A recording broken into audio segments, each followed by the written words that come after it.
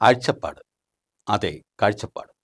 കാഴ്ചപ്പാടിലേക്ക് എല്ലാ മാന്യ പ്രേക്ഷകർക്കും സ്വാഗതം. എത്ര വേഗത്തിലാണ് ഹിംസാത്മകമായ ഒരു സാമൂഹിക പരിസരത്തിലേക്ക് നാം വഴുതി വീണത്. എത്ര ശാന്തമായി ഒഴുകിയ ഒരു ജീവിതമായിരുന്നു നമുക്ക് ചുറ്റുപാടുമുണ്ടായിരുന്നത്.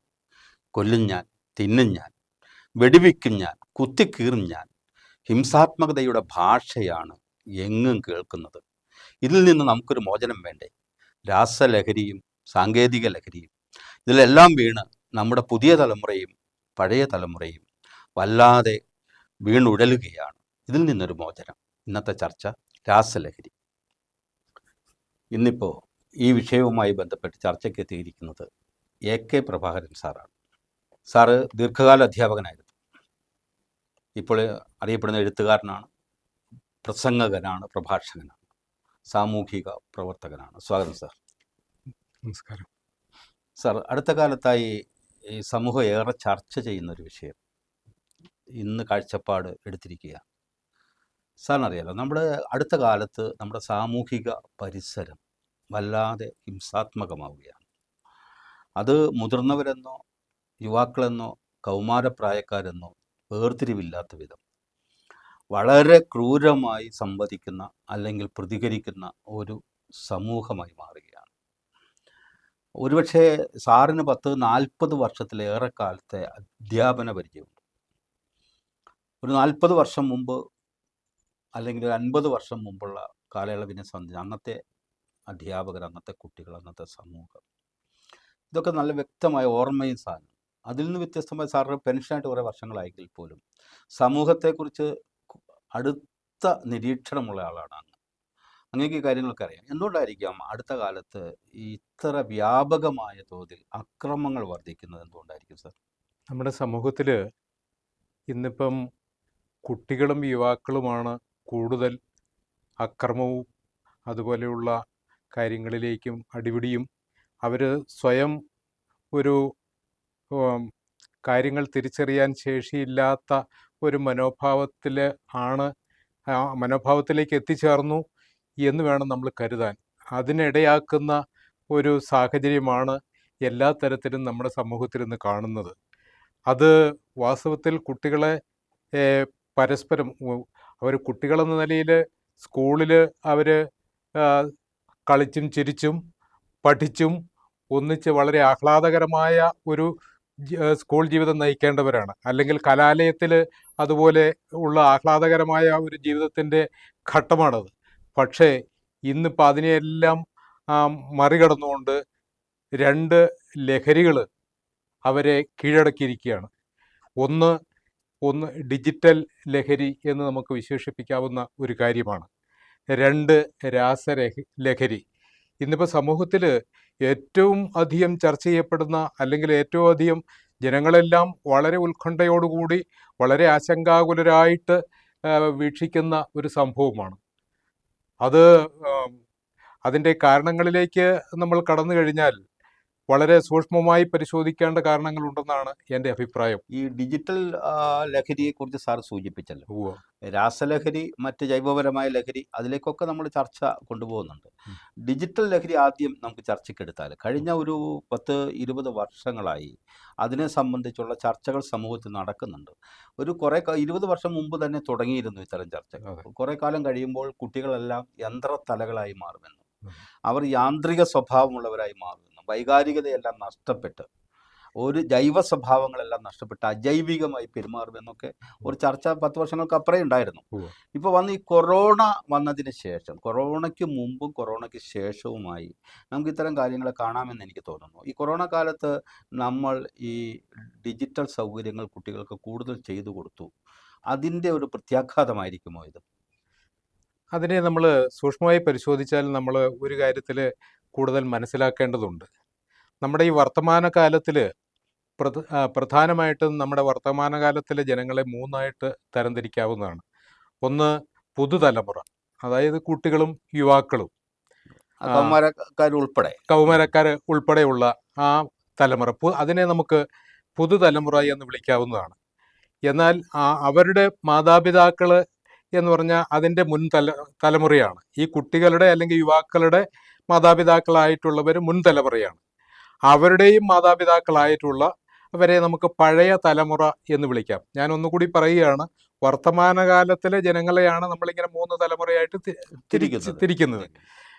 ഇതില് ആ, പുതുതലമുറ യുടെ കാലത്ത് അവരുടെ അനുഭവങ്ങൾ, അവരുടെ കുടുംബാന്തരീക്ഷത്തിലൂടെ അവർക്ക് ലഭിക്കുന്ന അനുഭവങ്ങൾ, വിദ്യാലയത്തിലൂടെ അവർക്ക് ലഭിക്കുന്ന അനുഭവങ്ങൾ, സമൂഹത്തിൽ നിന്ന് കിട്ടുന്ന അവരുടെ അനുഭവങ്ങൾ, അതുപോലെ അതേസമയം തന്നെ മുൻ തലമുറ, അതായത് അവരുടെ മാതാപിതാക്കളുടെ ആ തലമുറയുടെ കാലത്ത് അവരുടെ കുടുംബാന്തരീക്ഷം എങ്ങനെയായിരുന്നു, വിദ്യാലയ അന്തരീക്ഷത്തിൽ എന്തെല്ലാം പ്രത്യേകതകൾ ഉണ്ടായിരുന്നു, സമൂഹത്തിൽ എന്തൊക്കെ ഉണ്ടായിരുന്നു, അതുപോലെ അവരുടെയും മുൻ തലമുറയായിട്ടുള്ള പഴയ തലമുറ, ആ പഴയ തലമുറയുടെ കാലത്തെ അന്തരീക്ഷം, ഈ 3 കാര്യത്തിലും, കുടുംബാന്തരീക്ഷത്തിലും വിദ്യാലയ അന്തരീക്ഷത്തിലും സാമൂഹ്യ അന്തരീക്ഷത്തിലുമുള്ള ഒരു സവിശേഷതകൾ നമ്മളൊന്ന് പരിശോധിച്ചെങ്കിൽ മാത്രമേ എന്തുകൊണ്ട് ഇതിങ്ങനെ സംഭവിച്ചു എന്നതിനെ സംബന്ധിച്ച് നമുക്ക് വ്യക്തമായ ഒരു ധാരണ നമുക്ക് ലഭിക്കുകയുള്ളൂ.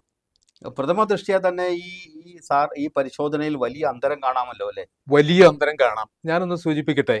പുതുതലമുറ എന്ന് പറഞ്ഞാൽ അവർക്ക് സാറ് സൂചിപ്പിച്ചതുപോലെ നമ്മൾ ഈ ഡിജിറ്റൽ യുഗത്തിലാണ് അവർ ജീവിച്ചത്. അപ്പോൾ നമുക്കറിയാമല്ലോ, ഈ ഡിജിറ്റൽ യുഗത്തിൽ എന്ന് പറഞ്ഞാൽ അവർ അസാമാന്യമായിട്ട് പിന്നെ ഇൻ്റലിജൻ്റ് ആയിട്ടുള്ള കുട്ടികളാണ് പുതിയ തലമുറ എന്ന് പറയുന്നത്. മാത്രവുമല്ല, ഈ വളരെ വേഗം മാറിക്കൊണ്ടിരിക്കുന്ന ലോകത്ത് ഏറ്റവും ലേറ്റസ്റ്റ് ആയിട്ടുണ്ടായിട്ടുള്ള സംഭവങ്ങൾ പോലും അറിയാൻ പാകത്തിന് അവർക്ക് ഡിജിറ്റൽ വേൾഡിലൂടെ അവർക്ക് അറിയാൻ സാധിക്കും. അതേസമയം മുൻ തലമുറയ്ക്കോ പഴയ തലമുറയ്ക്കോ അത് അത്ര കണ്ട് അറിയാൻ സാധിക്കില്ല. കാരണം ഇവരുപയോഗിക്കുന്നത് പോലെ സ്മാർട്ട് ഫോണൊന്നും ഡിജിറ്റൽ ഉപകരണങ്ങൾ അവർക്ക് ഉപയോഗിക്കാൻ തീർച്ചയായിട്ടും അന്ന് മാധ്യമങ്ങൾ ഇല്ലായിരുന്നല്ലോ സാർ. ഇല്ലായിരുന്നല്ലോ. ഞാൻ തന്നെ ഓർക്കുന്നു, ഞാനൊക്കെ പഠിക്കുന്ന UP സ്കൂളിൽ പഠിക്കുമ്പോൾ അല്ലെങ്കിൽ ഹൈസ്കൂളിൽ പഠിക്കുന്ന കാലത്തൊന്നും പത്രം തന്നെ കാണുന്നില്ല. ഇനിയിപ്പോ റേഡിയോ വീട്ടിലുണ്ടെങ്കിൽ അത് കേൾക്കാൻ വല്ല പാട്ടും കേട്ടുന്നു എന്നാൽ അതിനപ്പുറത്തൊരു മാധ്യമം ഇല്ലല്ലോ സാർ. ഇല്ല. അപ്പൊ അതിന്റെ ഈ 3 തലമുറയും തമ്മിലുള്ള വ്യത്യാസം നമ്മളൊന്ന് പരിശോധിച്ചു കഴിഞ്ഞാൽ, ഈ കുട്ടികളെ സംബന്ധിച്ച് ഏറ്റവും അത്യാധുനികമായിട്ടുള്ള ലോകത്തിന്റെ മാറ്റങ്ങളെ സംബന്ധിച്ച് അനുദിനം അറിയുന്ന പുതിയ വിജ്ഞാനത്തിന്റെ കാര്യത്തിൽ അവർ ഏറ്റവും അപ്ഡേറ്റഡ് ആയിട്ടുള്ള കാര്യങ്ങൾ അറിയുന്ന ആളുകളാണ്. അതേസമയം മുൻ തലമുറയും പഴയ തലമുറയും ഈ കാര്യത്തിൽ തികച്ചും അജ്ഞരാണെന്ന് തന്നെ നമ്മൾ പറയേണ്ടിയിരിക്കുന്നു. അതുകൊണ്ട് പുതിയ ലോകത്തെ സംബന്ധിച്ച അറിവ് അല്ലെങ്കിൽ അതിനെ വിലയിരുത്തുന്നതിൽ പഴയ തലമുറയും മുൻ തലമുറയും വളരെ പിന്നിലാണ്, അല്ലെങ്കിൽ അജ്ഞരാണ് എന്നത്. അതേസമയം തന്നെ വേറൊരു കാര്യത്തിൽ ഉള്ള ഒരു വ്യത്യാസം നമ്മൾ പരിശോധിക്കുക. ഈ പുതുതലമുറ എന്ന് പറയുന്നത് അവർ പഴയ കാലത്തെ ജീവിതാനുഭവങ്ങളുമായിട്ട് ഒരു ബന്ധവും ഇല്ലാത്തവരാണ്. അക്കാര്യത്തിൽ അവരും അജ്ഞരാണ്. ഞാനൊരു ഉദാഹരണം പറഞ്ഞാൽ അത് പെട്ടെന്ന് മനസ്സിലാവും. പഴയ തലമുറയുടെ കാലത്ത് വിദ്യാലയങ്ങളിൽ പോവുക എന്നുള്ളത് ചുരുക്കമായിരുന്നു. കുട്ടികൾ വിദ്യാലയങ്ങളിൽ പോവുക എന്നുള്ളത് അവരുടെ മാതാപിതാക്കളുടെ പരിപൂർണ നിയന്ത്രണത്തിലായിരുന്നു അവർ അന്ന് ജീവിച്ചിരുന്നത്. വീട്ടിലാണെങ്കിലും സ്കൂളിൽ പോകുന്നതാണെങ്കിലും. അതുപോലെ തന്നെ അവര് സ്കൂളിൽ ചെന്ന് കഴിഞ്ഞാൽ അധ്യാപകരുടെ പരിപൂർണ നിയന്ത്രണത്തിലായിരുന്നു കുട്ടികൾ എന്ന് പറയുന്നത്. അതുപോലെ അവര് മാതാപിതാക്കളെ അനുസരിക്കുന്നവരായിരുന്നു, അല്ലെങ്കിൽ അവരുടെ നിർദ്ദേശങ്ങളും ഉപദേശങ്ങളും അനുസരിച്ച് അവരുടെ വീട്ടിലെ ജീവിതത്തിലും സ്കൂളിലെ ജീവിതത്തിലും അങ്ങനെയായിരുന്നു. സ്കൂളിലാണെങ്കിൽ അധ്യാപകരുടെ നിയന്ത്രണത്തിന് വിധേയമായിട്ട് പോയിരുന്നുള്ളൂ. അപ്പം അങ്ങനെ അന്ന് ജീവിതത്തിൽ വലിയ കഷ്ടപ്പാടുകളുണ്ട്.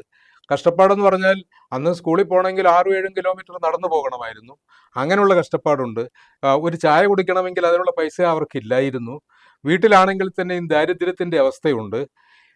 അതേസമയം തന്നെ വീട്ടിൽ വളരെ കഷ്ടപ്പെട്ട് പണിയെടുത്ത് മാതാപിതാക്കളുടെ നിർദ്ദേശമനുസരിച്ച് ജീവിക്കുന്ന കുട്ടികൾ, അങ്ങനെ ആ അനുഭവം അവർക്ക് ഉണ്ട്. എന്നാൽ പുതിയ തലമുറയ്ക്ക് ഇതൊന്നുമില്ല. അവര് ഇന്ന് സ്കൂളിൽ പോകുന്നത് എങ്ങനെയാണ്? അവർക്കിന്ന് വീട്ടിൽ നിന്നും സ്കൂൾ വണ്ടിയുണ്ട്, നേരെ അങ്ങോട്ട് പോയാൽ മതി. അവരുടെ ആവശ്യങ്ങൾ നിറവേറ്റുന്നതിന് അവിടെ സ്കൂളിലെ പഠനകാര്യങ്ങളുമായിട്ട് ബന്ധപ്പെട്ടോ വീട്ടിലെ ആവശ്യങ്ങളുമായിട്ട് ബന്ധപ്പെട്ടോ ആഹാരത്തിൻ്റെ കാര്യത്തിൽ, വസ്ത്രത്തിൻ്റെ കാര്യത്തിൽ, സ്കൂളിലേക്ക് യാത്ര ചെയ്യുന്ന കാര്യത്തിൽ ഒന്നും ദാരിദ്ര്യമോ അഭാവമോ അവരുടെ ജീവിതത്തിൽ സാർ അതൊരു ഉണ്ടായിട്ടേ വലിയ ഇല്ല. സാമൂഹിക മാറ്റത്തിന് വഴിതെളിച്ചതിൻ്റെ ഫലമായി, സാമ്പത്തിക മാറ്റത്തിന് വഴിതെളിച്ചതിൻ്റെ ഫലമായി ഒന്നുമില്ലായ്മയിൽ നിന്ന് ഏതാണ്ട് എല്ലാം തന്നെ ഉള്ള ഒരു സാമൂഹിക അവസ്ഥയിലേക്ക് കുഞ്ഞുങ്ങൾ മാറി. മാറി. സാർ പറഞ്ഞു ആ സമയത്താണ് ഈ ഡിജിറ്റൽ രംഗത്തെ വളർച്ച വന്നത്. അതെ. സാങ്കേതിക രംഗത്തെ വളർച്ച അത് അതിശക്തമായി ടെക്നിക്കലായിട്ടും ടെക്നോളജിക്കലായിട്ടും അതെ. വളരെ വിജ്ഞാന വിസ്ഫോടനം നടന്നു. അതെ. അപ്പോൾ സാറ് പറഞ്ഞ ഈ ഇൻ്റലിജൻ്റ് ആയ കുട്ടികളാണ് ഈ തലമുറയിലുള്ളതെന്ന് പറഞ്ഞു. പലപ്പോഴും ആളുകൾ അത് തെറ്റിദ്ധരിക്കുമോ എന്ന് എനിക്ക് സംശയമുണ്ട്. വളരെ ദിഷണാപരമായി ഉയർന്ന കുട്ടികളാണ്, ആ കാര്യം സംശയമില്ല. പക്ഷെ അത് സാങ്കേതിക രംഗത്തല്ലേ? അതെ, തീർച്ചയായിട്ടും അല്ലേ? സാങ്കേതിക രംഗത്താണ്. പിന്നെ ദൈക്ഷണികത മുഴുവൻ പ്രകടമാക്കുന്ന സാങ്കേതിക രംഗത്താണ്. അതെ. അപ്പൊ നമുക്ക് ചോർന്നു പോകുന്ന ഒരു വൈകാരിക അംശം വേറെ ഉണ്ടല്ലോ എന്ന് ഞാൻ സൂചിപ്പിക്കുന്നു. അല്ല, തീർച്ചയായിട്ടും ഉണ്ട്. കാരണം അങ്ങനെ നിൽക്കുമ്പോൾ അവർ ഈ പഴയ തലമുറയെ പറ്റി, പഴയ തലമുറ ജീവിച്ച് വന്നതെങ്ങനെ, അവരുടെ ജീവിതത്തിലെ അനുഭവങ്ങൾ എങ്ങനെ, അവരുടെ ദാരിദ്ര്യവും അവരുടെ കുറവുകളും അവരുടെ ജീവിതത്തെ എങ്ങനെയാണ് നയിച്ചത് എന്നതിനെ സംബന്ധിച്ച് അറിവില്ലാത്ത പുതിയ തലമുറയെ സംബന്ധിച്ചിടത്തോളം അവർ ഇതിനെ കാണുന്നത്, ഇതിനെ പഴയ തലമുറയിൽപ്പെട്ട അവർ പുതിയ തലമുറയുടെ ജീവിതത്തിലെ ഈ പുതിയ അറിവുകളെ പറ്റിയും ബന്ധമില്ലാത്തത് കൊണ്ട് തന്നെ ഒരു പുച്ഛത്തോടു കൂടി കാണുന്ന, ഞങ്ങൾക്കറിയാവുന്ന ഒന്നും ഇവർക്ക് ഇതൊന്നും ഇല്ലാത്തവരാണ്. അതുകൊണ്ട് ഇവരെ അനുസരിക്കാൻ, ഇവരുടെ നിയന്ത്രണങ്ങൾക്ക് വിധേയമാകാൻ ഞങ്ങൾ ബാധ്യസ്ഥരല്ല. ഈ മനോഭാവത്തിൽ വന്ന വലിയൊരു മാറ്റമുണ്ട്. മനോഭാവത്തിൽ വലിയൊരു മാറ്റമുണ്ട്. സൂചിപ്പിച്ച പഴയ കഷ്ടകാലത്തിന്റെ നാളുകൾ, കഷ്ടകാലത്തിന്റെ നാളുകൾ എന്ന് പറഞ്ഞാൽ കഷ്ടപ്പാടിന്റെ നാളുകളായിരുന്നു. ആ കഷ്ടപ്പാടിന്റെ നാളുകളിൽ പങ്കുവെക്കാനും ഒപ്പം തന്നെ മറ്റുള്ളവരോടൊപ്പം നടക്കാനും ഒക്കെ കുടിയേറ്റത്തിന്റെ ഒരു കാലമായിരുന്നു. ഹൈറേഞ്ചിനെയൊക്കെ സംബന്ധിച്ച് സാറിന് അറിയാലോ, പങ്കുവെക്കാതെ ജീവിക്കാൻ കഴിയുമായിരുന്നില്ല.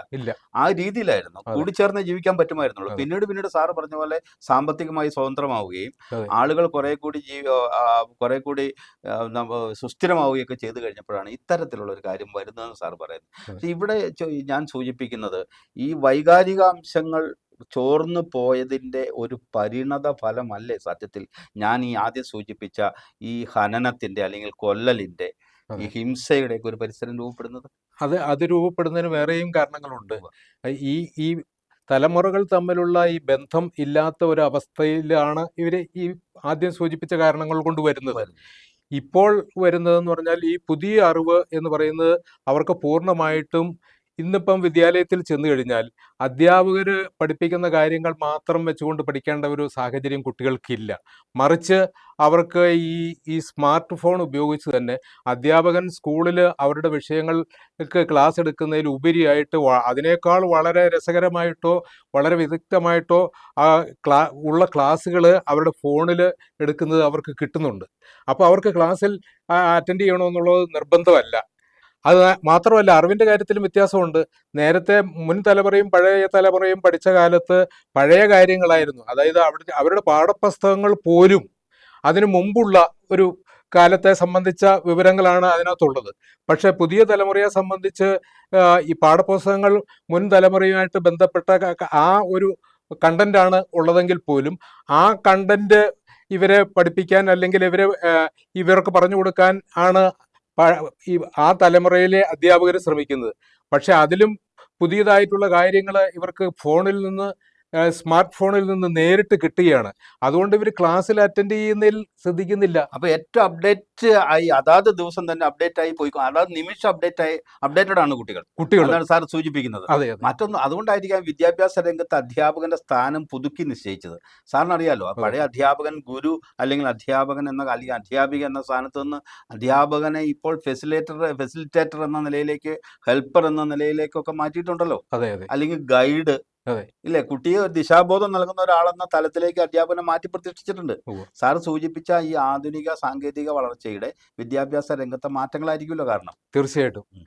അതിൽ ഉപരിയായിട്ട് ഇപ്പം ഏറ്റവും ലാസ്റ്റായിട്ട് നമുക്ക് പറയേണ്ടത് ഈ രണ്ട് ലഹരിയിൽ ഈ കുട്ടികൾ അഡിക്റ്റഡായി പോകുന്ന ഒരു സാഹചര്യം എന്ന് പറഞ്ഞാൽ അത് ഭയാനകമായ ഒരു അന്തരീക്ഷമാണ്.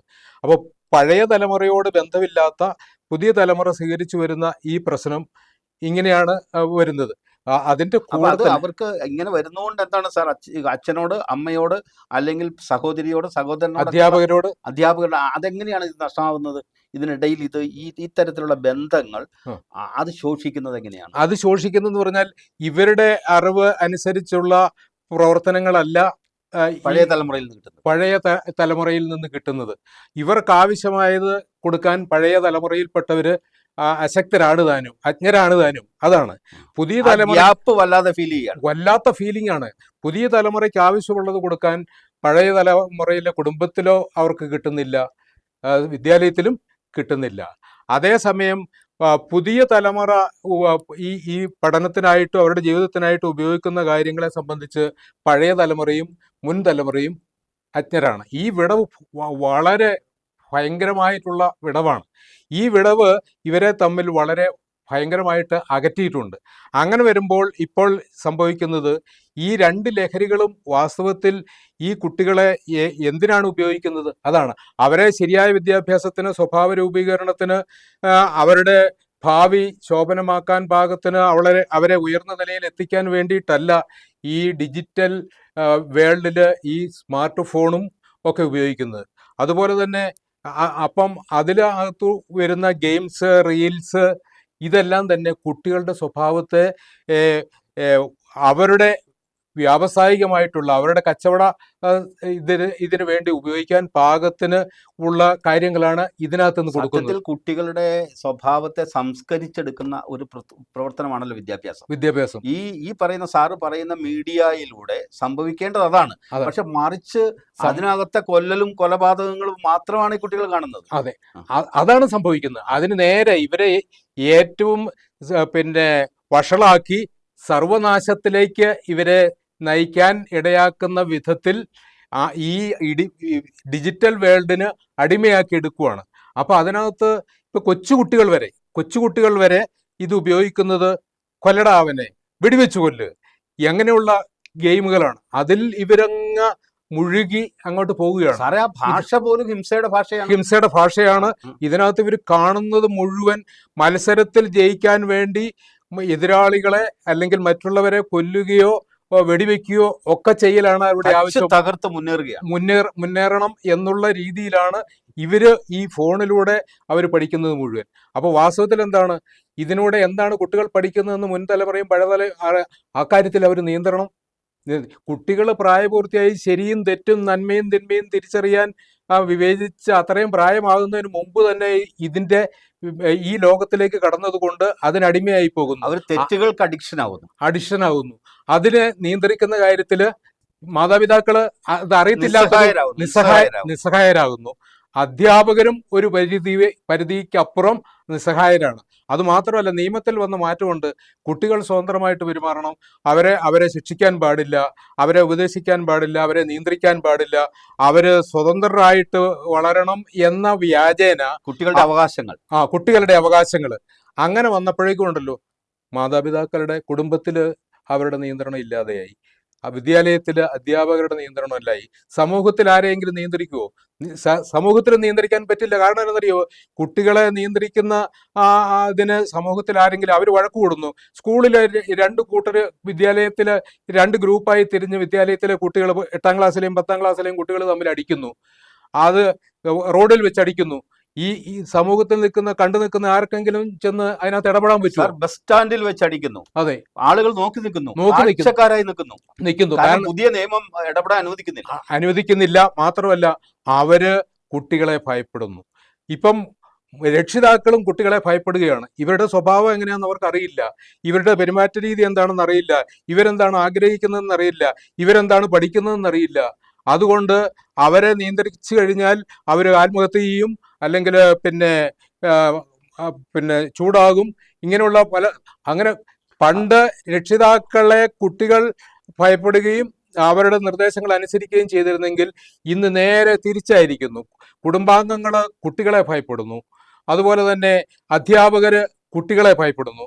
അല്ല, കുട്ടികൾക്ക് വേണ്ടിയിട്ടാണ് ഇപ്പൊ വീട്ടിൽ ഭക്ഷണം വെക്കുന്നത് പോലും എന്ന് പറയുന്നത് അവരുടെ നിയന്ത്രണത്തിലാണ്. അവരുടെ ആഗ്രഹത്തിന് അച്ഛന് അമ്മ അല്ലെങ്കിൽ അച്ഛന്റെ രുചിഭേദങ്ങളൊക്കെ അന്വേഷിച്ചിരുന്ന ഒരു കാലത്ത് നിന്ന് ഇപ്പോൾ എല്ലാ രംഗവും കുട്ടിയെ കേന്ദ്രീകരിച്ചാണ് പോകുന്നത്. സാർ, നമുക്ക് ഈ രാസലഹരിയിലേക്ക് തിരിച്ചു വരാം. ഇപ്പൊ ഡിജിറ്റലിന്റെ കാര്യം സാറിന് പറയാൻ അനവധി ഉണ്ടെന്ന് നമുക്കറിയാം.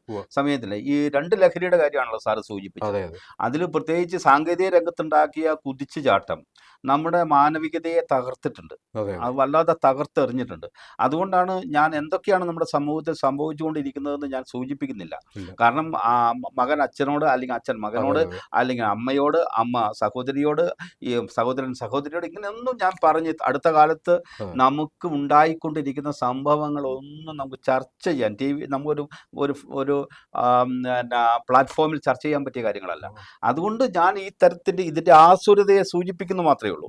ഓരോന്നും സ്പെസിഫൈ ചെയ്തുകൊണ്ട് ഇന്ന കാര്യങ്ങളെന്ന് അറിയാൻ പാടില്ലാത്തതുകൊണ്ടല്ല നമ്മൾ പറയുന്നില്ല, അത് മനഃപൂർവ്വമാണ്.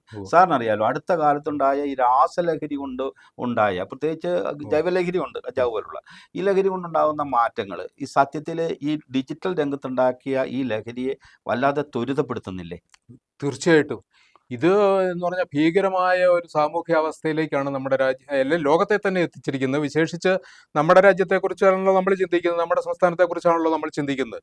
ആ അടിസ്ഥാനത്തിൽ നോക്കുമ്പം ഇത് അതിഭീകരമായ ഒരു അവസ്ഥയിലേക്കാണ് നമ്മൾ എത്തിച്ചേർന്നിരിക്കുന്നത്. കുട്ടിയുടെ പുതുതലമുറയെ മുഴുവൻ നശിപ്പിക്കത്തക്ക രീതിയിലുള്ള ഒരു അവസ്ഥയിലേക്ക് നമ്മൾ എത്തിച്ചേർന്നിരിക്കുകയാണ്. ഈ രാസലഹരിയുടെ കേന്ദ്രം ഏതാണ്? ഈ കേന്ദ്രത്തിൽ വെച്ച് തന്നെ അതിനെ നശിപ്പിക്കേണ്ടതാണ്. അതാണ് നമ്മൾ നോക്കേണ്ടത്. അതുപോലെ തന്നെ ഇതിന്റെ വിതരണ ശൃംഖലയെ എന്താണെന്ന് കണ്ടുപിടിച്ചത് നമ്മൾ നിയന്ത്രിക്കാനോ അല്ലെങ്കിൽ ഇല്ലാതാക്കാനോ നമുക്ക് സാധിക്കേണ്ടതാണ്. എന്നിട്ട് അതുപോലെ തന്നെ ഈ വിതരണം, ഇതിന്റെ ഉപഭോഗം ആരിലേക്കൊക്കെ എത്തുന്നു എന്നതിനെ സംബന്ധിച്ച് നമ്മളിപ്പോൾ ശ്രദ്ധിച്ചു കഴിഞ്ഞാൽ അറിയാം, അത് യുവതലമുറയാണ് ഏറ്റവും കൂടുതലായിട്ട് ലക്ഷ്യമിടുന്നത്. കാരണം ഏറ്റവും കൂടുതൽ അവരാണ്, ഏറ്റവും കൂടുതൽ അവരിലാണ് എത്തിക്കാൻ എളുപ്പം. വാസ്തവത്തിൽ നമ്മൾ ചിന്തിക്കേണ്ടത് ആരാണ് ഇതിന് ഉത്തരവാദി എന്നാണ്. വാസ്തവത്തിൽ അത് ഭരണകൂടം വിചാരിച്ചാൽ ഇതിൻ്റെ ഉൽപാദന കേന്ദ്രത്തിൽ വെച്ച് തന്നെ ഇത് തടയാവുന്നതാണ്. വിതരണ കേന്ദ്രത്തെ ഭരണകൂടം വിചാരിച്ചാൽ, സർക്കാർ വിചാരിച്ചാൽ 24 മണിക്കൂർ കൊണ്ട് അത് തകർത്ത് കളയാം. ലോകത്ത് സാറിന് അറിയാലോ, സാറ് പറയുന്നത് വളരെ വാസ്തവമാണ്, സത്യമാണ്. ലോകത്ത് ആയുധ കച്ചവടം കഴിഞ്ഞാൽ പിന്നെ ഏറ്റവും വലിയ കച്ചവടമാണ് ഈ മരുന്ന് കച്ചവടം. അതായത് ഈ കച്ചവടം, ലഹരി മരുന്നിന്റെ ഉപയോഗം എന്ന് പറയുന്നത്. അപ്പൊ ആയുധ കച്ചവടത്തിന് വേണ്ടി ദശലക്ഷക്കണക്കിന് പണമാണല്ലോ മാറ്റുന്നത്, രാജ്യങ്ങൾ മാറ്റിവെക്കുന്നത്. ഏതാണ്ട് രാജ്യങ്ങൾ അന്താരാഷ്ട്ര തലത്തിൽ അങ്ങനെ തന്നെയാണ് മയക്കുമരുന്നിനെയും കാണുന്നത്. അപ്പൊ സാറൊന്ന് ആലോചിച്ച് നോക്കും, ഇതിനെ ഭരണകൂടങ്ങൾ, അതാത് രാജ്യത്തെ ഭരണകൂടങ്ങൾക്കേ തടയിടാൻ കഴിയൂ. പക്ഷെ അവർക്ക് പോലും പരിമിതി ഉണ്ട് എന്ന തരത്തിലാണ് ഇപ്പൊ കാര്യങ്ങൾ അന്താരാഷ്ട്ര തലത്തിൽ നീങ്ങുന്നത്. അല്ല, അന്താരാഷ്ട്ര തലത്തിൽ അങ്ങനെ നീങ്ങുന്നുണ്ട്, ഇതൊക്കെ ശരിയാണ്. ഞാൻ പറയുന്നത് ഇതിൽ ഏറ്റവും കൂടുതൽ ഉത്തരവാദിത്വം ഏറ്റെടുക്കേണ്ട അത് സർക്കാരാണ്. അത് കഴിഞ്ഞാൽ പിന്നെ എന്ന് പറഞ്ഞാൽ പിന്നെ ഭരണാധികാരികളാണ്. മൂന്നാമത്തെ സ്ഥാനത്ത് രാഷ്ട്രീയ നേതൃത്വം ഇതിനകത്ത് ഉത്തരവാദിത്വം ഏറ്റെടുക്കണം. ഞങ്ങൾ വിചാരിച്ചാൽ ഭരണകൂടത്തെ കൊണ്ട് ഇത് ചെയ്യിക്കാൻ സാധിക്കും, സർക്കാരിനെ കൊണ്ട് ചെയ്യിക്കാൻ സാധിക്കും. പലപ്പോഴും കൈ കഴുകുന്ന അല്ല, ഞാൻ അതിലേക്ക് വരികയാണ്. തീർച്ചയായിട്ടും ഇവരാരും ഇത് അറിഞ്ഞില്ല. നമ്മൾ വിചാരിക്കുന്ന, നമുക്ക് കാണാൻ സാധിക്കില്ല, ഒരു 10 വർഷമായിട്ട് ഇതിങ്ങനെ വ്യാപനം വളരെ ത്വരിതഗതിയിൽ നടന്നുകൊണ്ടിരിക്കുകയാണെന്ന്. അപ്പൊ ഇവർ അറിഞ്ഞില്ല എന്ന് പറഞ്ഞാൽ അതിന്റെ അർത്ഥം എന്താണ്? നമ്മുടെ സർക്കാരിന്റെ ഇന്റലിജൻസ് വിഭാഗം ഈ രാജ്യത്ത് ഇത്രയും മാരകമായ ഒരു വിപത്ത് വളരെ വേഗം വ്യാപിച്ചുകൊണ്ടിരിക്കുമ്പം അതറിഞ്ഞില്ല, ഇന്റലിജൻസ് വിഭാഗം അറിഞ്ഞില്ല എന്നാണോ നമ്മൾ വിചാരിക്കേണ്ടത്? ചില സംവിധാനങ്ങൾ പരാജയമാണെന്ന് നമ്മൾ പറയേണ്ടി വരും. ഇത്രയും വിപുലമായിട്ടുള്ള കാര്യങ്ങൾ നടക്കുമ്പോൾ രാഷ്ട്രീയ നേതൃത്വത്തിന് ഇതിനെക്കുറിച്ച് അറിവില്ലായിരുന്നു എന്ന് നമുക്ക് വിചാരിക്കാൻ ന്യായമില്ലല്ലോ. ആ രാഷ്ട്രീയ നേതൃത്വം പിന്നെ വിചാരിക്കുന്നുണ്ടെങ്കിൽ, ഞാൻ ചോദിക്കട്ടെ, ഇപ്പം ഈ രാസലഹരിയൊക്കെ ഏറ്റവും കൂടുതൽ വ്യാപിക്കുന്നതിന്റെ പ്രധാനപ്പെട്ട കേന്ദ്രം എന്താണ്? ഹോസ്റ്റലുകള്, കലാലയങ്ങള്, ഇവിടെയൊക്കെയാണല്ലോ. അപ്പം ഒരു ഹോസ്റ്റലില് ഇത് വർഷങ്ങളായിട്ട് അല്ലെങ്കിൽ മാസങ്ങളായിട്ട് ഇത് വ്യാപിക്കാൻ ഇടയാക്കുന്നു എന്ന് പറഞ്ഞാൽ പിന്നെ വിദ്യാർത്ഥി സംഘടനകൾ അവരറിയാതെ ഇത് നടക്കാൻ സാധിക്കുമോ? അവരറിയുമെങ്കിൽ രാഷ്ട്രീയത്തെ നേതൃത്വം ഇത് അറിയാതിരിക്കുമോ? ഒന്നുമല്ലെങ്കിലും ഇന്റലിജൻസ് വിഭാഗം പിന്നെ എന്തിനാണ്? ഒന്നെങ്കിൽ അത് പരാജയമാണെന്ന് നമ്മൾ സമ്മതിക്കേണ്ടി വരും. പിന്നെ അത് കഴിഞ്ഞിട്ടാണല്ലോ പിന്നെ വിദ്യാലയത്തിലേക്കും രക്ഷിതാക്കളിലേക്കും വരേണ്ടത്, അല്ലേ? ജനങ്ങൾക്ക് ഇപ്പോൾ ഒരു കാര്യം മനസ്സിലായി. നമ്മൾ പറയുന്നത്, നമ്മളൊരു ചൊല്ലുണ്ടല്ലോ, പൊതുജനം കഴുതയല്ല സർ എന്നൊരു വാക്ക്, ഒരു സാധാരണ വിശദീകരിക്കേണ്ട കാര്യമില്ല. അല്ല, ഞാൻ ഒരു കാര്യം കൂടെ പറഞ്ഞോട്ടെ. ഇപ്പോൾ പൊതുജനം കഴുതയല്ല എന്ന് ഈ മാധ്യമങ്ങൾ ഇത് പൊതുസമൂഹത്തിന്റെ മുഴുവൻ ശ്രദ്ധയിലേക്ക് ഈ കാര്യങ്ങൾ കൊണ്ടുവരികയും, ചിലര് ഒന്നെങ്കിൽ പിന്നെ ഭരണകൂടമോ അല്ലെങ്കിൽ രാഷ്ട്രീയ നേതൃത്വമോ ഈ വിഭവത്തിനെതിരെ ഇത്രയും കാലം കണ്ണടയ്ക്കുകയും ചെയ്തെങ്കിൽ അങ്ങനെ കണ്ണടച്ച് തുടരാൻ പറ്റില്ല എന്ന ബോധ്യത്തിലേക്ക് പൊതുസമൂഹം എത്തിക്കഴിഞ്ഞിരിക്കുന്നു. ഇപ്പം സംഗതി എല്ലാം ഉണർന്നിട്ടുണ്ട്. ഇനി നമുക്ക് തീർച്ചയായിട്ടും പരിഹാരമുണ്ടാകാം. ഇപ്പം സർക്കാർ ഉണർന്നിട്ടുണ്ട്, പിന്നെ രാഷ്ട്രീയ നേതൃത്വം ഉണർന്നിട്ടുണ്ട്, വിദ്യാർത്ഥി സംഘടനകൾ ഉണർന്നിട്ടുണ്ട്. അതോടൊപ്പം തന്നെ ഇനി രക്ഷിതാക്കളും അധ്യാപകരും ഉണർന്നാൽ പ്രയോജനമുണ്ട് എന്ന സ്ഥിതിയിലേക്ക് വന്നിട്ടുണ്ട്. അതുകൊണ്ട് തീർച്ചയായിട്ടും ഇത് കുട്ടികളെ തീർച്ചയായിട്ടും കുട്ടികൾക്ക് മാർഗദർശനം നൽകാനും അവരെ ആവശ്യമായ കാര്യങ്ങളിൽ തെറ്റിൽ നിന്നും അല്ലെങ്കിൽ തിന്മയിൽ നിന്നും അവരെ നേരായ മാർഗം കാണിച്ചു കൊടുക്കാനും അതിനാവശ്യമായ നിയന്ത്രണം ചെലുത്താനും രക്ഷിതാക്കൾക്ക് അവകാശവും അധികാരവുമുണ്ട്. നിലവിലുള്ള നിയമങ്ങൾ തന്നെ അതിനനുസൃതമാണ്. അധ്യാപകർക്കും അതുണ്ട്. അങ്ങനെയുള്ള നിയന്ത്രണത്തിനും ഇതെല്ലാം ഒരു സ്വാതന്ത്ര്യം കൊടുക്കുകയും സാർ ആദ്യം പറഞ്ഞൊരു പോയിന്റിലേക്ക് തന്നെയാണ് തിരിച്ചു വരുന്നത്. രാഷ്ട്രീയക്കാർക്ക്, ഭരണകൂടത്തിന്, എല്ലാ രാഷ്ട്രീയ പാർട്ടിക്കാർക്കും അവരുടെ യുവജന സംഘടനകൾക്കും ഒക്കെ ഒരുപോലെ ബാധ്യതയുണ്ട്. സാർ ഒന്ന് ആലോചിച്ച് നോക്കൂ, ഈ രാസലഹരികൾ കേരളത്തിലേക്ക് എത്തുന്നത്, പ്രത്യേകിച്ച് നമ്മുടെ കലാലയങ്ങളിലും നമ്മുടെ സാമൂഹിക അന്തരീക്ഷത്തിലും ഇത് എത്തുന്നത് ആ വാഹനങ്ങൾ മുഖേനയാണ്. അതിപ്പോൾ ഒന്നുകിൽ വിമാനത്താവളം കേന്ദ്രീകരിച്ച്, അല്ലെങ്കിൽ റെയിൽവേ സ്റ്റേഷൻ കേന്ദ്രീകരിച്ച്, അല്ലെങ്കിൽ മറ്റ് ബസ് സ്റ്റാൻഡുകൾ കേന്ദ്രീകരിച്ച്. സാർ ഇത് നിസ്സാരമായി തടയാവുന്നുള്ളൂ. ഇത് അവിടെ കേന്ദ്രീകരിച്ച് തടഞ്ഞാൽ നമ്മുടെ പോലീസും നമ്മുടെ എക്സൈസ് ഡിപ്പാർട്ട്മെന്റ്, ഇതിനൊക്കെ പ്രത്യേകം ഡിപ്പാർട്ട്മെന്റുകൾ ഉണ്ടല്ലോ, ഇല്ലേ? നർക്കോട്ടിക് വേറെയുണ്ട്, വിഭാഗങ്ങളുണ്ട്, ഇതെല്ലാം ഉണ്ട്. ഇവരെല്ലാം കൂടി അതുപോലെ നാട്ടുകാരും രാഷ്ട്രീയ പാർട്ടികളും യുവജന സംഘടനകളും ഒക്കെ ഒത്തൊരുമിച്ച് നിന്നാൽ ഇതിന്റെ വരവിനെ സാറ് പറഞ്ഞ പോലെ അതിന്റെ പ്രഭവ സ്ഥാനത്ത് വെച്ച് തന്നെ തടയാൻ കഴിയില്ലേ? തീർച്ചയായിട്ടും തടയാൻ കഴിയില്ല. ഈ അന്യസംസ്ഥാന തൊഴിലാളികൾ ധാരാളം വരുന്നുണ്ട്. അവരിതിന്റെ കരിയർമാരാണ്, ഇല്ലേ? അവരിവിടെ കൊണ്ടുവരുന്നു, അവര് ഇതിന്റെ കരിയേഴ്സാണ്. അപ്പൊ അവരെ നമുക്ക് നിരീക്ഷിക്കാനും ഈ ബസ് സ്റ്റാൻഡുകൾ, റെയിൽവേ സ്റ്റേഷനുകളൊക്കെ നിരീക്ഷിച്ചു കഴിഞ്ഞാൽ ഈ MDMA പോലെ മാരക വിപത്തുണ്ടാക്കുന്ന ഈ രാസലഹരി സാറിനറിയാലോ. അല്ല, ഞാൻ ഇടയ്ക്കൊന്ന് പറഞ്ഞോട്ടെ, ഈ MDMA പോലെയുള്ള രാസലഹരി ഒറ്റ പ്രാവശ്യം ഉപയോഗിച്ചു കഴിഞ്ഞാൽ നമ്മുടെ തലച്ചോറിൽ ഈ തെറ്റും ശരിയും വിവേചിച്ചറിയാനുള്ള ഒരു ഫങ്ഷനിങ് ഉള്ള തലച്ചോറിൻ്റെ ഒരു ഭാഗമുണ്ടല്ലോ, അത് ഒരൊറ്റ പ്രാവശ്യം ഈ രാസലഹരി ഉപയോഗിച്ചു കഴിഞ്ഞാൽ ആ ശേഷി നഷ്ടപ്പെടുമെന്നാണ് ശാസ്ത്രജ്ഞന്മാർ അല്ലെങ്കിൽ ഇതിനെപ്പറ്റി അറിയാവുന്ന വിദഗ്ധന്മാർ പറയുന്നത്. അപ്പം നമ്മുടെ ഈ കുട്ടികളെ സംബന്ധിച്ചിടത്തോളം അവർ വളരെ പെട്ടെന്ന് ക്ഷോഭിക്കുന്നവരും അക്രമകാരികളും ഒക്കെ ആയി മാറിയത് ഒരു പ്രാവശ്യം അത് ഉപയോഗിച്ച് കഴിഞ്ഞാൽ ആ വിവേചന ശേഷി നഷ്ടപ്പെട്ട കുട്ടികളാണ്. അതുകൊണ്ടാണ് പെട്ടെന്ന് പൊട്ടിത്തെറിച്ച് അക്രമത്തിലേക്ക് അവർ ചാടി വീഴുന്നത്. അച്ഛനാരെന്നും അമ്മയാരെന്നും അറിയാൻ പാടില്ലാത്ത അവസ്ഥയിലേക്ക് അവർ വരുന്നത്. ഈ ഇന്നിപ്പോ ഒരു കുട്ടിയെ അറസ്റ്റ് ചെയ്തുകൊണ്ട് പോകുമ്പോൾ ആ ഒരു യുവാവ് തന്നെ പറയുന്നുണ്ട്, ലഹരി എന്നെ എല്ലാം നശിപ്പിച്ചു, എന്റെ ജീവിതം നശിപ്പിച്ചു എന്ന് അവൻ വിളിച്ചു പറയുന്നുണ്ട്. പക്ഷെ അവർക്ക് ആ ബോധ്യം ഉണ്ടായിട്ടും അതിൽ നിന്ന് മോചനം കിട്ടുന്നില്ല. എന്തുകൊണ്ടാണ് സാർ ഈ അന്താരാഷ്ട്ര മാഫിയ എല്ലാ രാജ്യങ്ങളിലും തന്നെ യുവാക്കളെ തന്നെ ലക്ഷ്യമിടുന്നത്? യുവാക്കള് ആണല്ലോ അടുത്ത തലമുറ. ഈ മാത്രമല്ല, അവരെ പിന്നെ അവരിലേക്ക് ഇത് എത്തിക്കാൻ വളരെ എളുപ്പമാണ്. കാരണം വിദ്യാലയങ്ങളും കലാലയങ്ങളും കേന്ദ്രീകരിച്ചാൽ മതി. അത്രയും ഓർഗനൈസ്ഡ് ആയിട്ടുള്ള സമൂഹം അല്ലല്ലോ മറ്റുള്ളത്. അത് മാത്രമല്ല, ഇവരെ വിവേചിച്ചറിയാനുള്ള ശേഷിയിലേക്ക് വരുന്നതല്ലേ ഉള്ളൂ കുട്ടികളെ സംബന്ധിച്ചിടത്തോളം. ഒരു ഭാഗത്ത് അടിമകളാക്കി വെക്കാം, ഒരു ഭാഗത്ത് നിഷ്ക്രിയരാക്കാം, ഇല്ലേ? വളരെ പെട്ടെന്ന് നിഷ്ക്രിയരാക്കാം. അടുത്ത തലമുറയെ മുഴുവൻ നശിപ്പിക്കുക. അവരെ ഇതിനടിമയാക്കി കഴിഞ്ഞാൽ ഉപയോഗം വളരെ എളുപ്പമാണ്. അല്ല, ഇത് വിതരണം വളരെ എളുപ്പമാണ്. പിന്നെ നയിക്കാൻ എളുപ്പമാണ് അല്ലേ? അതെ, നയിക്കാൻ എളുപ്പമാണ്. കാരണം ഇത്തരം കാര്യങ്ങൾ അവന് ഇത് മതി, അവന് ബുദ്ധി വേണ്ട, അതെ, അവന് ഇതൊക്കെ മതിയാവും. ഇതിൽ മുഴുകി കഴിയണം അവന് കഴിയും. താൽക്കാലികമായ ആനന്ദത്തിൽ, താൽക്കാലികമായ ഒരു ലഹരിയിൽ അവൻ ജീവിച്ചോളും. അവൻ മറ്റു കാര്യങ്ങളൊന്നും അവൻ അറിയേണ്ടതില്ല. അല്ല, അത് ഒരു കാര്യം. പിന്നെ വേറൊരു കാര്യം എന്ന് പറയുന്നത്, ഈ ലഹരിക്ക് അടിമ നമ്മൾ കുട്ടികൾക്ക് കൊടുക്കേണ്ട മറ്റ് സൗകര്യങ്ങൾ കൊടുക്കുന്നില്ല. നമ്മുടെ കുട്ടികൾക്ക് വീട്ടിൽ വേണ്ടത്ര പഴയതുപോലെയുള്ള ചിരിയും കളിയും എല്ലാം കുടുംബാംഗങ്ങൾ തമ്മിലുണ്ടോ? ആ ബന്ധമില്ല. കുട്ടികൾ ഈ ഫോണുമായിട്ട് അവരുടെ മുറിയിൽ പോയിരിക്കുന്നു, അച്ഛനും അമ്മയായിട്ട് ബന്ധമില്ല, അല്ലെ ആ കുടുംബാംഗങ്ങളുമായിട്ട് ബന്ധമില്ല. അവിടെ കളിയില്ല, ചിരിയില്ല, ഇവരോടൊത്ത് കളിയില്ല, കഥ പറച്ചിലില്ല, കുടുംബത്തിലെ മറ്റ് യാതൊരു ബന്ധത്തിനും, പരസ്പര ബന്ധത്തിനുള്ള യാതൊരു അവസരങ്ങളും അവിടെ ഇല്ല. സ്കൂളിലും അങ്ങനെ തന്നെയാണ്. സാർ ഇപ്പോൾ ഈ കഥ പറയുന്ന കാര്യം പറഞ്ഞല്ലോ. സാർ, മലയാളത്തിലെ ഏറ്റവും പ്രസിദ്ധമായ നോവൽ ഏതെന്ന് ചോദിച്ചാൽ അത് ഖസാക്കിന്റെ ഇതിഹാസമാണ്. സാറിനറിയാലോ, മലയാളത്തിലെ ഏറ്റവും കൂടുതൽ ചർച്ച ചെയ്യപ്പെട്ട നോവലാണ്. അപ്പോൾ രവി എന്ന് പറയുന്ന നായിക കഥാപാത്രം ഒരു അരാജകവാദിയൊക്കെ ആണെങ്കിൽ പോലും അയാൾ ഈ ഖസാക്കിൽ എത്തിയിട്ട് ഞാറ്റുപുരയിൽ ക്ലാസ് തുടങ്ങുന്നുണ്ട്. അള്ളാപ്പിച്ച മുല്ലാക്കിയുടെ ഒരു വിദ്യാലയം അവിടെ ഉണ്ട്. അതിന് പുറമെ ഇയാൾ ഞാറ്റുപുരയിൽ പുതിയൊരു വിദ്യാലയം തുടങ്ങുന്നുണ്ട്. ആ മാധവൻ നായരുടെയും കേശവൻ നായരുടെയും ഒക്കെ സഹായത്തോടു കൂടിയാണ് അത് തുടങ്ങുന്നത്. ആ വിദ്യാലയം തുടങ്ങുന്ന അന്ന് രവി കുട്ടികളോട് ചോദിക്കുന്നു. കുട്ടികൾ ഒരു 19-20 കുട്ടികൾ ക്ലാസ്സിലുണ്ട്. ആ എന്ത് പറയണമെന്ന് കുട്ടികളോട് അറിയാതെ അങ്ങനെ അകലേക്കൊക്കെ നോക്കി നിൽക്കുന്ന രവി കുഞ്ഞുങ്ങളോട് ചുമ്മാ ചോദിക്കുന്നുണ്ട്, ഇന്നിപ്പോ എന്താ നിങ്ങളോട് സംസാരിക്കുക, നിങ്ങളോട് പറയുക, ഒരു കഥയായാലോ? അപ്പൊ പിള്ളേരെല്ലാം കൂടി പറയുന്നുണ്ട്, ആ സാർ എന്ന് പറയുന്നുണ്ട്. അപ്പൊ രവി തന്നെ ചോദിക്കുന്നുണ്ട്, ഈ അധ്യാപകൻ തന്നെ കുട്ടികളോട് ചോദിക്കുന്നുണ്ട്, ഏത് കഥ ആയിരുന്നു? അപ്പൊ അതിനകത്ത് തട്ടമിട്ട ഒരു പെൺകുട്ടി, കയ്യിൽ മൈലാഞ്ചിക്കുള്ള ഒരു പെൺകുട്ടി എഴുന്നേറ്റ് നിന്ന്, അവൾക്ക് 12 വയസ്സ് മതി. അവൾ എഴുന്നേറ്റ് നിന്നിട്ട് സർ എന്ന് വിളിച്ചിട്ട് പറയുന്നുണ്ട്, ആരും ചാകാത്ത കഥ സാർ എന്ന് പറയുന്നുണ്ട്. സാർ, ആ നിഷ്കളങ്കത ഒരു അധ്യാപകനും കൂടി ആവും സാറിന് അറിയാലോ. ഒരു കുട്ടി, ഒരു LP സ്കൂളിലെ സംവിധാനത്തിലുള്ള ഒരു കുട്ടി, 12 വയസ്സുള്ള ഒരു കുട്ടി എഴുന്നേറ്റ് നിന്നിട്ട് പറയുകയാണ്, സാർ ആരും ചാകാത്ത കഥ.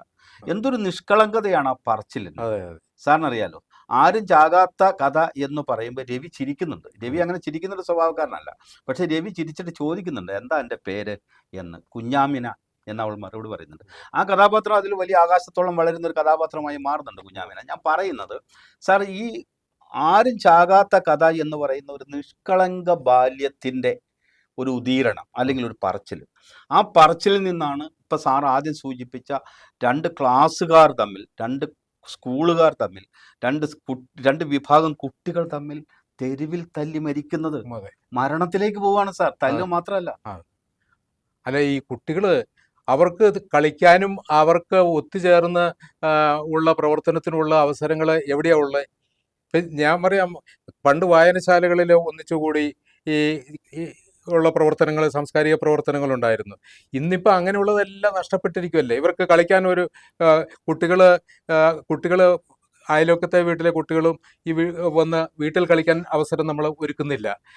പിന്നെ തൊട്ടടുത്തുള്ള ഒരു ഗ്രൗണ്ടിൽ കുട്ടികൾ വൈകുന്നേരങ്ങളിലോ ഫ്രീ സമയത്തോ പന്ത് കളിക്കാൻ അങ്ങനെയുള്ള അവസരങ്ങളില്ല.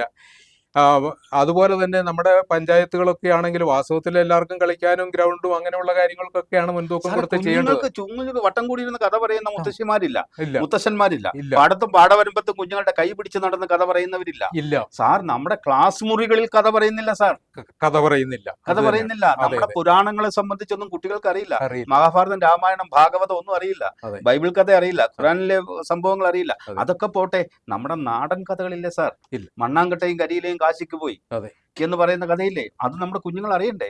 ഈ സോപ്പ് കഥയായ ആമയും മോയിലും പന്തയം വെച്ച കഥ പോലും നമ്മുടെ കുഞ്ഞുങ്ങൾക്ക് അറിയില്ല. അപ്പൊ അങ്ങനെ വരുമ്പം തീർച്ചയായിട്ടും ഇതിനുള്ള അവസരങ്ങൾ, ഈ ഫോൺ ഉപയോഗിച്ച് മുറിയിൽ പോയിരിക്കാനുള്ള അവസരം, ലാസലഹരിയുടെ വിതരണം, നമ്മുടെ ഈ ഇവിടെ ജയിലിൽ പോലും ഈ മീനിന്റെ അകത്തും അതുപോലെ മത്സ്യവും മട്ടനും അകത്തും ലഹരി പദാർത്ഥങ്ങൾ എത്തിക്കുകയാണ്.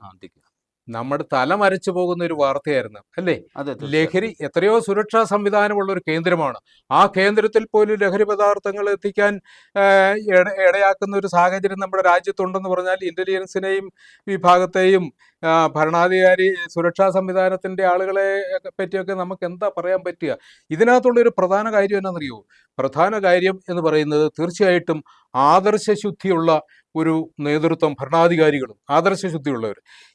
നമ്മുടെയൊക്കെ ചെറുപ്പകാലത്തെ, ജോസ് സാറിൻ്റെ അല്ല, എൻ്റെ ഒക്കെ ചെറുപ്പകാലത്തെന്ന് പറഞ്ഞാൽ നമ്മുടെ രാഷ്ട്രീയ നേതാക്കന്മാരിൽ നമുക്ക് മാതൃകയായിട്ട് നമ്മുടെ മനസ്സിൽ കാണുന്ന എത്രയോ രാഷ്ട്രീയ നേതാക്കന്മാർ നമുക്കുണ്ടായിരുന്നു, ഭരണാധികാരികളുണ്ടായിരുന്നു. എത്രയോ മഹാന്മാരായിട്ടുള്ള എഴുത്തുകാരും സാംസ്കാരിക നേതാക്കന്മാരും ഉണ്ടായിരുന്നു. ഇന്ന് നമ്മളൊന്ന് പരിശോധിച്ച് നോക്കുക, നമ്മുടെയോ മുൻ തലമുറയുടെയോ പഴയ തലമുറയ്ക്കോ മുമ്പിൽ ആദർശശുദ്ധിയോട് ഭരണാധികാരികൾ എന്ന് പറഞ്ഞാൽ ജനങ്ങളുടെ താല്പര്യങ്ങൾക്കനുസരിച്ച് അവരുടെ ക്ഷേമൈശ്വര്യങ്ങൾക്ക് വേണ്ടി ജീവിതം ഒഴിഞ്ഞു വെച്ച് പ്രവർത്തിക്കുന്ന ഭരണാധികാരികൾ, അതിനുവേണ്ടി അത്തരത്തിൽ നിൽക്കുന്ന രാഷ്ട്രീയ നേതൃത്വം, അത്തരത്തിൽ നടക്കുന്ന വിദ്യാർത്ഥി നേതാക്കന്മാർ, അങ്ങനെ വന്നു കഴിഞ്ഞാൽ വിദ്യാർത്ഥികൾ അവരെ മാതൃകയാക്കി ആ വഴിയിലൂടെ സഞ്ചരിക്കുമായിരുന്നു. ഇന്നിപ്പം രാസലഹരി വിതരണം ചെയ്ത് പൈസ ഉണ്ടാക്കുന്ന നേതാക്കന്മാരായിട്ട് നമ്മുടെ സംഘടനാ വിദ്യാർത്ഥി നേതാക്കന്മാരായി മാറിക്കഴിഞ്ഞാൽ ആരെയാണ് സാർ ഈ വിദ്യാർത്ഥികളെ സാർ മാതൃകയാക്കുന്നത്? മാതൃകാ പുരുഷന്മാരില്ലാതായിരിക്കുന്നു. അതൊരു ആയിരിക്കുന്നു. വലിയ കുറവാണ് സാർ. തീർച്ചയായിട്ടും ഇല്ലാതായിരിക്കുന്നു. കുട്ടികൾ ആരെ നോക്കിയാണ് പഠിക്കുക? ആ. രക്ഷിക്കുമെന്ന് പൂർണ്ണമായി വിശ്വസിക്കുന്ന കുട്ടികളുടെ അടുത്ത് അവർ ശിക്ഷകരായി ശിക്ഷകരായി മാറുകയാണ്. അത് അതെ, പിന്നെ കുട്ടികൾ എങ്ങനെ നന്നാവും? അവരെ മാത്രം നമുക്ക് കുറ്റം പറയാനും ആവില്ല. കുറ്റം പറയാനാണ്. അപ്പൊ ഒരു മുതിർന്ന തലമുറയിൽ പോലും ഈ വല്ലാത്ത മൂല്യ ശോഷണം സംഭവിക്കുന്നുണ്ട്. അതെ, വായനയില്ലാത്ത പ്രശ്നം അതെ, ഇല്ലേ? വായന എന്ന് പറയുന്ന വലിയൊരു കടമ്പയായിരുന്നു, അല്ല വലിയൊരു മാനദണ്ഡമായിരുന്നു, അല്ലെങ്കിൽ മറികടക്കാൻ പറ്റിയ മറുമരുന്നായിരുന്നു. അതെ. അതൊന്നും ഇല്ലാതായിരിക്കുന്നു. ഒന്നുമില്ലാതെ അപ്പൊ ഈ തലമുറ തമ്മിലുള്ള ആ വിടവുണ്ടല്ലോ, അത് നമ്മൾ അടിയന്തരമായിട്ട് പരിഹരിച്ചുകൊണ്ടല്ലാതെ നമ്മൾ ഞാൻ പറയുന്നത് നമ്മളിനി ഈ സ്മാർട്ട് ഫോണൊക്കെ ഉപയോഗിക്കാൻ കുട്ടികൾ അത് എങ്ങനെ ഉപയോഗിക്കുന്നു, വേണ്ടാത്ത ഭാഗത്തേക്ക് അവരത് കടക്കുന്നുണ്ടോ എന്ന് നമ്മൾ പരിശോധിക്കാൻ കഴിയണമെങ്കിൽ നമ്മളത് പഠിക്കണം. പഴയ തലമുറ ഇത് പഠിച്ചേ പറ്റൂ. പുതിയ തലമുറയെ പഴയ അനുഭവങ്ങളൊക്കെ കൊടുക്കാനായിട്ട് അവരെ കൊണ്ട് ജോലി ചെയ്യിപ്പിക്കണം. അവർ കൊച്ചുകുട്ടിയാണെങ്കിൽ ആ കുട്ടിക്ക് ചെയ്യാവുന്ന രീതിയിലുള്ള ജോലി, അവരുടെ കളികൾ വിചാരിക്കുന്ന പോലെ അത്തരം നിയന്ത്രണങ്ങളൊന്നും അസാധ്യമാണ് ഇനിയുള്ള കാലത്ത്. കാരണം അത് നിയന്ത്രണങ്ങൾക്കൊക്കെ അപ്പുറത്തേക്ക് ഇതിനെ എങ്ങനെ ഉപയോഗിക്കാം എന്നതിനെ സംബന്ധിച്ച് അവർ പഠിച്ചു കഴിഞ്ഞു. കാരണം ഇതൊന്നും പൂട്ടൽ ഇപ്പൊ എളുപ്പമല്ല, കാഴ്ചകൾ മറക്കൽ എളുപ്പമല്ല. അല്ല തീർച്ചയായിട്ടും ഞാൻ അങ്ങയോട് യോജിക്കുന്നില്ല. എന്നാന്നറിയോ, ഇപ്പം 2 വയസ്സായ കുട്ടി സ്മാർട്ട് ഫോൺ ഉപയോഗിക്കുന്നു. അതെന്തുമാത്രം ദോഷമാണ് ചെയ്യുന്നത്? അവന്റെ സ്വഭാവത്തെ രൂപീകരിക്കുന്ന അവരുടെ മാതാപിതാക്കളോ ഒന്നുമല്ലല്ലോ. ഈ സ്മാർട്ട് ഫോണിൽ അവൻ കാണുന്ന കാര്യങ്ങളാണ്. 2 വയസ്സായ കുട്ടിക്ക് തിരക്കിനിടയിൽ കുട്ടിക്ക് പെട്ടെന്ന് അതിനകത്തെ പാട്ടും തുള്ളലും ഒക്കെ ഇട്ട് കൊടുക്കുകയാണ്, അല്ലെങ്കിൽ പാട്ട് ഇട്ട് പക്ഷെ അതിനകത്ത് എന്തൊക്കെയാ കാര്യങ്ങൾ ഉള്ളതൊക്കെ ഈ കുട്ടി എന്തൊക്കെയാ സ്വീകരിക്കുന്നതെന്ന് അറിയാത്തത് കൊണ്ടാണല്ലോ അങ്ങനെ കൊടുക്കുന്നത്. ആ കുട്ടിക്ക് അത് കൊടുക്കാനേ പാടില്ല. ഒരു 18 വയസ്സ് വരെയുള്ള, അല്ലെങ്കിൽ ഒരു 10ാം ക്ലാസ് എന്ന് പറഞ്ഞ ഒരു 15 വയസ്സാണല്ലോ, 15 വയസ്സ് വരെയുള്ള കുട്ടികൾക്ക് സ്വതന്ത്രമായിട്ട് ഈ ഫോൺ ഉപയോഗിക്കാൻ കൊടുക്കാൻ പാടില്ല. അത് സ്കൂളിലും കൊടുക്കാൻ പാടില്ല. അല്ല ഞാനൊന്ന് പറഞ്ഞു തീർന്നോട്ടെ. അതെന്ന് പറഞ്ഞാൽ അവർക്ക് 1 മണിക്കൂർ കൊടുക്കാം, 1 മണിക്കൂർ അത് ഉപയോഗത്തിനായിട്ട് കൊടുക്കാം. അങ്ങനെ ഉപയോഗത്തിനായിട്ട് കൊടുക്കുമ്പോൾ പോലും പ്രായം കുറഞ്ഞവരാണെങ്കിൽ, 10 വയസ്സിൽ താഴെയുള്ളവരാണെങ്കിൽ, അത് മാതാപിതാക്കളുടെയോ അധ്യാപകരുടെ സാന്നിധ്യത്തിൽ അവരുടെ ഗുണത്തിന് വേണ്ടി എന്ന് പറഞ്ഞാൽ അവർക്ക് വിദ്യാഭ്യാസത്തിന് സഹായിക്കുന്ന കാര്യങ്ങൾ, അവരുടെ സ്വഭാവ രൂപീകരണത്തിന് സഹായിക്കുന്ന കാര്യങ്ങൾ, അതിനൊക്കെ വേണ്ടിയിട്ട്, അവരുടെ വിനോദത്തിന് വേണ്ടിയിട്ട് ഒക്കെ തന്നെയും ഇവരുടെ സാന്നിധ്യത്തിൽ അവരുടെ അറിവോടുകൂടി ഉപയോഗിക്കുക. സർവ്വസമയം ഉപയോഗിക്കാൻ കൊടുക്കരുത്. സാറിത് പറയുമ്പോൾ സാറിനെ ഒരുപക്ഷെ ഒരു പഴയ തലമുറയുടെ ആളായിട്ട് ചിത്രീകരിക്കുകയും ഈ പുതിയ തലമുറ ഇതൊക്കെ കേട്ടിട്ട് സാർ എന്താണ്, ഏത് ലോകത്താണ് ജീവിക്കുന്നതെന്നൊക്കെ ചിലപ്പോൾ ചോദിച്ചു കളയും. കാരണം വെച്ചാൽ അവർ ഈ ലോകത്ത് ഞാൻ ആദ്യം പറഞ്ഞതുപോലെ വിജ്ഞാനത്തിന്റെ വിസ്ഫോടന തലങ്ങളിലൂടെയാണ് അവർ സഞ്ചരിക്കുന്നത്. അവരെ പിടിച്ചു കെട്ടാനാവാത്ത വിധം എന്ന് പറഞ്ഞാൽ ഭരണകൂടങ്ങൾക്കോ മുതിർന്ന തലമുറയ്ക്കോ ആകാത്ത വിധം ഈ സാങ്കേതിക വിദ്യ അത്രമാത്രം വളർന്നിട്ടുണ്ട്. സാർ അവിടെ നിൽക്കട്ടെ, നമ്മൾ അതിലേക്ക് പോകുന്നില്ല. ഞാൻ പറഞ്ഞു വരുന്നത്, ഈ രാസലഹരി നമ്മുടെ കൗമാര പ്രായക്കാരെ ഈ കുട്ടികൾ തന്നെയാണ് ഇതിന്റെ കരിയേഴ്സ് സാറിന് അറിയാലോ, ഇതിന്റെ വാഹകരായി മാറുന്നത്. ഇതും കൂടി കഴിഞ്ഞ് നമുക്ക് നിർത്തണേ ചർച്ച. അതുകൊണ്ടാണ് അതിൽ പെൺകുട്ടികളുമുണ്ട് സാർ. അല്ല, ഉണ്ട്, വലിയ തോതിലുണ്ട്. പെൺകുട്ടികളെ ഇതിനു വേണ്ടിയിട്ട് ഉപയോഗപ്പെടുത്തിയാൽ പെട്ടെന്ന് പരിശോധിക്കപ്പെടുകയില്ല. അതുകൊണ്ട് പെൺകുട്ടികൾക്ക് ഇത് ഇപ്പൊ ഒരു വലിയ അളവിലാണ് ഈ രാസലഹരി കടത്തുന്നതെങ്കിൽ അതനുസരിച്ചുള്ള വൻ പ്രതിഫലമാണ് കുട്ടികൾ കിട്ടുന്നത്. കുട്ടികൾ പ്രതീക്ഷിക്കാത്ത പ്രതിഫലം കുട്ടികൾ. അതുകൊണ്ട് ആരൊക്കെയോ ഒരുപക്ഷെ ഇതറിയുന്ന മാതാപിതാക്കൾ, അറിയുന്ന മറ്റ് സമൂഹങ്ങളൊക്കെ ഇത് മറച്ചു വെക്കുന്നുണ്ട്. എല്ലാവരും മറച്ചു വയ്ക്കുന്നുണ്ട്. പക്ഷേ ഇനി മറച്ചു വെച്ചിട്ട് തങ്ങളുടെ കുട്ടികളെ രക്ഷിക്കാൻ കഴിയില്ല എന്ന ബോധ്യത്തിലേക്ക് സമൂഹം എത്തിക്കൊണ്ടിരിക്കുകയാണ്. അതുകൊണ്ട് ഇപ്പൊ സർക്കാർ തന്നെ മുൻകൈ എടുത്തുകൊണ്ട് സർക്കാരിന്റെ നേതൃത്വത്തിൽ തന്നെ ഇത് അവസാനിപ്പിക്കാൻ, ഈ ദുരന്തം അവസാനിപ്പിക്കാൻ ആവശ്യമായ നടപടികൾക്ക് മുൻകൈ എടുത്തു വരുന്നത് വളരെ സന്തോഷമുണ്ട്. ഇപ്പൊ അടുത്ത് ചിന്തിക്കുമ്പം സന്തോഷമുണ്ട്, അതിലേക്ക് വരുന്നുണ്ട്. ആ വരുന്ന കാര്യത്തിലേക്ക് തീർച്ചയായിട്ടും എല്ലാവരും സഹകരിക്കണം, നമ്മൾ ഉൾപ്പെടെ. അധ്യാപക സമൂഹം സഹകരിക്കണം, മാതാപിതാക്കൾ സഹകരിക്കണം, പിന്നെ വിദ്യാർത്ഥി സംഘടനകൾ സഹകരിക്കണം. എല്ലാവരും കൂടിച്ചേർന്ന് PTA വളരെ ശക്തമായിട്ട് ഇതിനകത്ത് ഇടപെടണം. സ്കൂളിൽ ഇത് എത്തിച്ചേരുന്നില്ലെന്നും കുട്ടികളിൽ ഇത് ഉപയോഗിക്കുന്നില്ലെന്നും ഉറപ്പുവരുത്താൻ സ്കൂൾ തലത്തിൽ നടക്കണം. വീട്ടിൽ മാതാപിതാക്കൾ ഇത് യാതൊരു കാരണവശാലും തങ്ങളുടെ കുട്ടികൾ ഈ അപകടക്കെണിയിലേക്ക് വീഴുന്നില്ലെന്ന് ഉറപ്പുവരുത്താൻ ആവശ്യമായ പഠനവും ഇടപെടൽ നടത്തണം. അവരെ കൂടുതൽ തങ്ങളിലേക്ക് ആകർഷിച്ചുകൊണ്ട് അവർക്ക് രസകരമായിട്ടുള്ള അനുഭവങ്ങൾ പങ്കുവയ്ക്കാനുള്ള കുടുംബാന്തരീക്ഷം നമ്മൾ തീർച്ചയായിട്ടും ഉണ്ടാവണം. സൃഷ്ടിക്കേണ്ടതുണ്ട്. തീർച്ചയായിട്ടും ഉണ്ടാവണം. സ്കൂളുകളിൽ SMC പോലുള്ള സംഘടനകളുണ്ട്, PTA സംഘടനകളുണ്ട്, അധ്യാപക സംഘടനകളുണ്ട്, അതെ. കുട്ടികളുടെ സംഘടന, ഇതെല്ലാം ഒന്നിച്ച് ചേർന്ന് സമൂഹവും കൂടി ഇടപെടുന്ന PTA ഒക്കെ വളരെ ശക്തമായി അതിൻ്റെ ജനറൽ ബോഡി വരെ ശക്തമാകുന്ന ഒരു സംവിധാനം സ്കൂളുകളുണ്ടാവണം. കലാലയങ്ങൾ അത്ര എളുപ്പമല്ല, പക്ഷേ കലാലയങ്ങളിൽ കുറേ കൂടി മോണിറ്ററിങ് നടക്കണം, അത് അവിടെ എത്തിച്ചേരാതിരിക്കാൻ വേണ്ടി. അതെ. ഹോസ്റ്റൽ ഉൾപ്പെടെയുള്ളിടത്ത് പരിശോധന നടക്കണം. കുട്ടികളുടെ ആരോഗ്യത്തിന് വേണ്ടിയിട്ടാണ്, അവരുടെ തലമുറയെ രക്ഷിക്കാൻ വേണ്ടിയിട്ടാണ് എന്നുള്ളൊരു കാര്യം, ആ കാര്യത്തിലൊന്നും സംശയം വേണ്ട സാർ, തീർച്ചയായിട്ടും വേണം.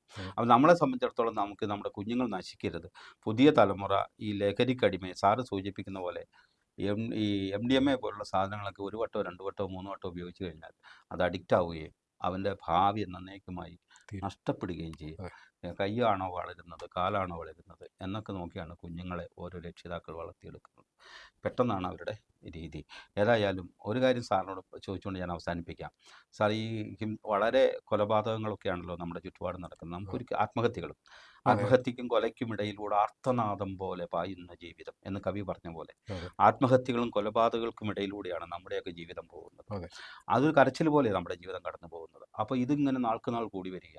സത്യത്തിൽ ഈ കൊലപാതകം നമ്മുടെ നാട്ടിലെ ഞാൻ ഒരു രാഷ്ട്രീയ പാർട്ടിയുടെ അല്ല, എല്ലാ രാഷ്ട്രീയ പാർട്ടികൾക്കും ഇതിനകത്ത് പങ്കില്ല സാർ. സത്യം പറഞ്ഞാൽ ഇങ്ങനെ ഒരു സന്ദേശമൊക്കെ ആളുകൾക്ക് ഈ കൊലപാതക ഇതൊക്കെ തീർച്ചയായിട്ടും അതിനകത്ത് അവരതൊക്കെ നിർത്തി അല്ല, രാഷ്ട്രീയ പാർട്ടികൾ എന്ന് പറയുമ്പോഴേ തീർച്ചയായിട്ടും അവര് ഇതിനെ അണ്ടർഗ്രൗണ്ടിൽ പ്രോത്സാഹിപ്പിക്കുന്നുണ്ടെന്ന് നമുക്ക് വളരെ സൂക്ഷ്മമായിട്ട് നിരീക്ഷിച്ചാൽ നമുക്ക് മനസ്സിലാവും.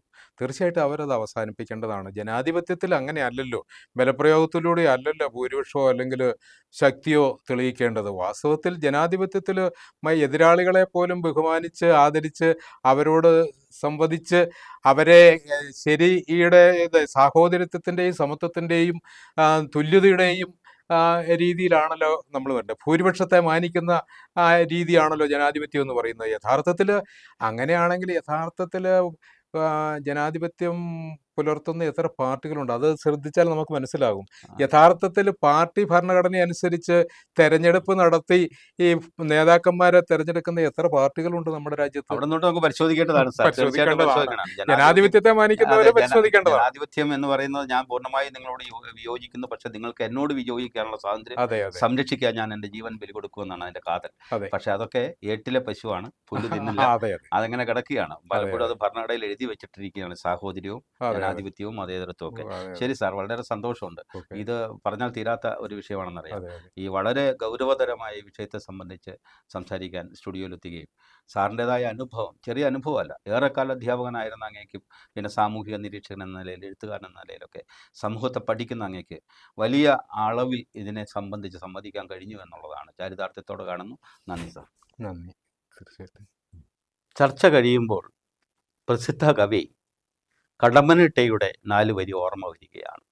വഴിയരികിൽ ആര്യവേപ്പിൻ ചാഞ്ഞ കൊമ്പിൻ ചാക്കുതുണിയിൽ ചെളി പുരണ്ട വിരൽ കുടിച്ചു വരണ്ടുറങ്ങുന്നു ഞങ്ങളുടെ പുതിയ തലമുറ. കടമ്മനിട്ടയുടെ കാലഘട്ടത്തിൽ തീർച്ചയായിട്ടും ആ രീതിയിൽ പറഞ്ഞാൽ മതിയായിരുന്നു. പക്ഷേ ഇന്ന് പുതിയ തലമുറ വരണ്ടുണങ്ങുന്നത് ചെളി പുരണ്ട വിരൽ കുടിച്ചാണോ? നമുക്ക് പരിശോധിക്കേണ്ടതുണ്ട്.